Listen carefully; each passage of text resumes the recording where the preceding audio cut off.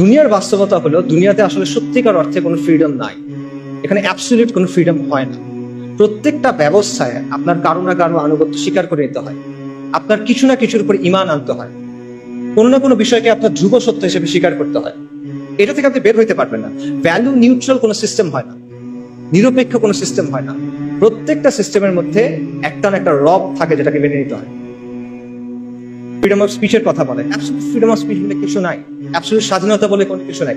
প্রত্যেকটা স্বাধীনতা হলো একটা বাউন্ডারির মধ্যে দেয়া স্বাধীনতা। দাবা খেলার সময় চিন্তা করেন, যখন আপনি কেউ যদি দাবা খেলে, সে দাবা খেলার নিয়ম মেনে যে কোনো চাল দিতে পারে, কিন্তু নিয়ম সে চেঞ্জ করতে পারে না। নিয়মটা মেনে তাকে খেলার টেবিলে বসতে হয়। সেম জিনিস, যে কোনো সিস্টেমে ওই সিস্টেমের নিয়ম মেনে আপনি স্বাধীন, কিন্তু এই নিয়মগুলো আপনি চ্যালেঞ্জ করতে পারবেন। কাজে প্রকৃত অর্থে আসলে কোনো স্বাধীনতা নাই। মানুষ প্রত্যেকটা সিস্টেমে কারো না কারো সামনে সাজদা করে। আমরা করতেছি না, আধুনিক মানুষ করতেছে না। আধুনিকতা আপনাকে রাষ্ট্রের গোলাম বানাইছে, আপনাকে মুক্ত বাজারের গোলাম বানাইছে, আপনাকে নফসের গোলাম বানাইছে। কাজে ইসলাম ছাড়া বাকি যা কিছু আছে সবকিছু হলো গায়রুল্লাহর গোলামি করা, আর ইসলাম হলো আল্লাহর গোলামি করা। তা আপনি কার গোলামি করবেন? আপনি মানুষের গোলামি করবেন, মাখলুকের গোলামি করবেন, নাকি আপনি আল্লাহর গোলামি করবেন?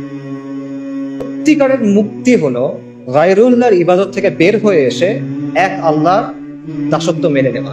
যখন আপনি এটা করবেন, তখন আমরা মানুষ হিসেবে আমাদের যে কসমিক রোল, আমাদের যে মহাজাগতিক ভূমিকা আল্লাহ আমাদের জন্য ঠিক করে দিয়েছেন খলিফা হিসেবে, তখন সেটা আমরা পালন করতে পারবো। তখন আমরা পুরো সৃষ্টির সাথে হারমোনিতে আসতে পারবো। আধুনিকতা প্রকৃতিকে ডমিনেট করতে চায়, কন্ট্রোল করতে চায়। এটা করতে গিয়ে সে ক্লাইমেট ক্যাটাস্ট্রফি করে ফেলছেন।